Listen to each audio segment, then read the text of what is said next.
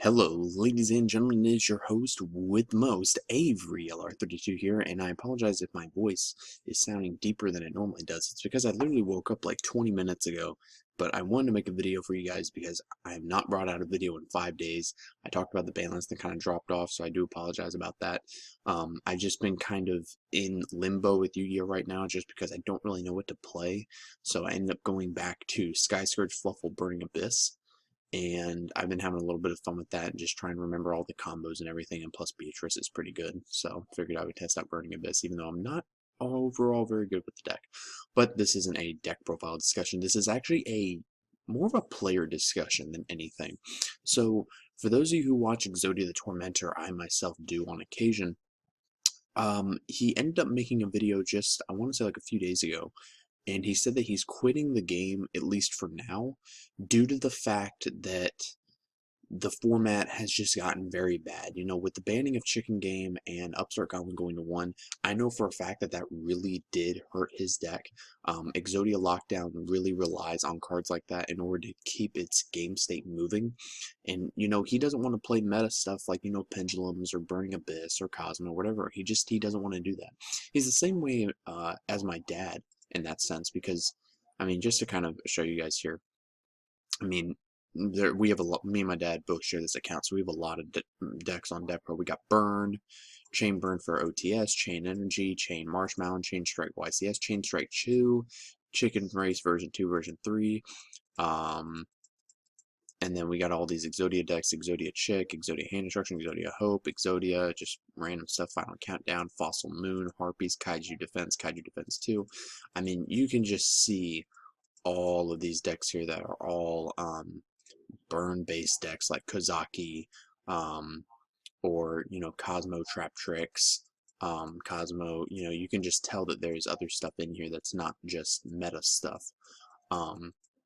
And then, of course, all my dad's Monarch decks, but he plays more of a Monarch stun-based stuff, so he has a bunch of different variants for it and whatnot. So, you know, going back to, oh, and Anti-Chain Energy, forgot to mention that. Going back to a deck, you know, like what Exodia the Tormentor wants to play, you know, he mentioned how it's very slow, right? A deck like Exodia Lockdown, you got to be able to set up your pieces. You got to be able to set up, well, not really your pieces per se, but your pieces to the puzzle. You know, your Scrub Parade, your Skill Drain, your Metal Reflux. I mean, that takes a lot of turns to do, and by the point that you're actually trying to set that up, your opponent may go, oh, well, Twin Twister that crap away, or, oh, you know, do this, do that. And he mentioned how, I believe it was Gage, said that, you know, with the game being so archetype based now and not actually trying to build a deck out of nothing, it's just a matter of putting the pieces of the puzzle together to make the best archetype based deck. You know, let's take Cosmo for example. There's really no variation in Cosmo, and that was another thing that I'm just going to call him by his first name, Ryan, mentioned also, is that in Cosmo, you know, you've got your Cosmos cards, you got triple Farm Girl, you know, triple Tin Can, triple Dart Destroyer, and all these other things, and then maybe a tech card here and there in the monster slots, and then you got your spells, triple Cosmo Time, double E-Telly, and this and that, and then you got a couple tech cards maybe. And then your trap lineup, you of course got 2 to 3 Cosmojo, depending on your player preference, and then maybe some tech cards here and there. But there's really no room for variation, right? I mean, you know, take a deck like Chainburn. Chainburn it's a deck type. Like the burn slash stall aspect of Yu-Gi-Oh is a deck type in of itself, but it is not an archetype. I mean, come on. Is there a Lava Golem archetype? No. There's not a Card D archetype. There's not a Chain Strike archetype. You know, it's one of Chainburn is one of those decks. Same thing with Exodia Lockdown and Stall and Final Countdown, whatever, that you build it based around what you're trying to accomplish. In this case with Chainburn, you're trying to burn your opponent, but then also stall them from being able to hit you with enough damage before they beat you.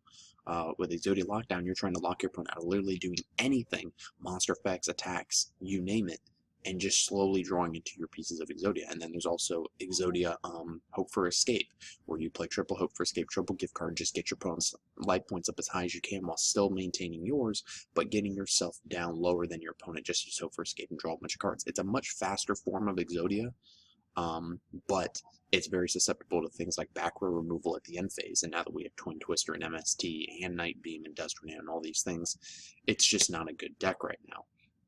Same thing with Exodia Lockdown. It's just not a good deck right now because of everything that's in the game right now. And, that's why Ryan doesn't want to put up with it. And Ryan's not the only person. There's plenty of people who have quit throughout the years of Yu-Gi-Oh! And came back when the format has been better just because they didn't want to put up with it. I can guarantee you that people quit when pendulums were first announced.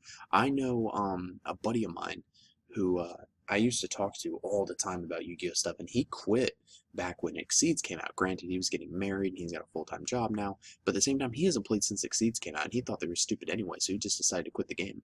All of these factors lead to players quitting the game, and it's kind of sad, but it's also, kind of a factor of the game itself. When I saw that video from Ryan, I mean, it's a 20-minute video. I highly suggest you guys go watch it because he's very informative in the video, but he makes some very good points, and I was just like, damn, like, you've got a point, dude, and my hat tips off to him. And he's a very good player. He's very innovative with doing Exodia Lockdown and all this stuff, and it's just a shame to see him go.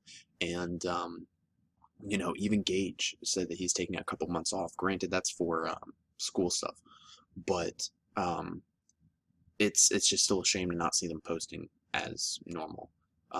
Granted, with that being said, I haven't posted in 5 days, so or 6 days, whatever it is by now. But still, something that I wanted to get y'all's opinion on. Do you guys tend to take breaks like this from Yu-Gi-Oh! Where once the format's better, you come back? Because honestly, like, I'm very happy with this list. I mean, but it's still just one of those sad things that when players quit, it's still kind of depressing.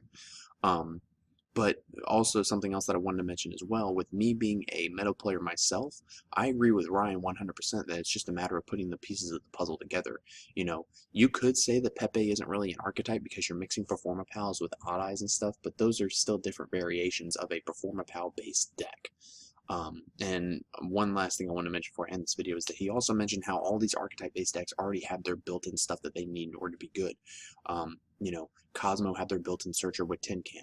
They have their built-in removal card with Cosmojo. They have another built-in removal card with Dark Destroyer. Pepe have their built-in draw card with Pendulum Sorcerer, and then its Pendulum effect too is to increase all your Performa Pals attack and defense by 1,000. So it's just adding more icing on the cake. Cards like decks like Exodia Lockdown and Chamber don't have these kind of helpful cards for them. They have to be able to build a deck around with what they've got, and it's just very unfair in that sense compared to something that's meta.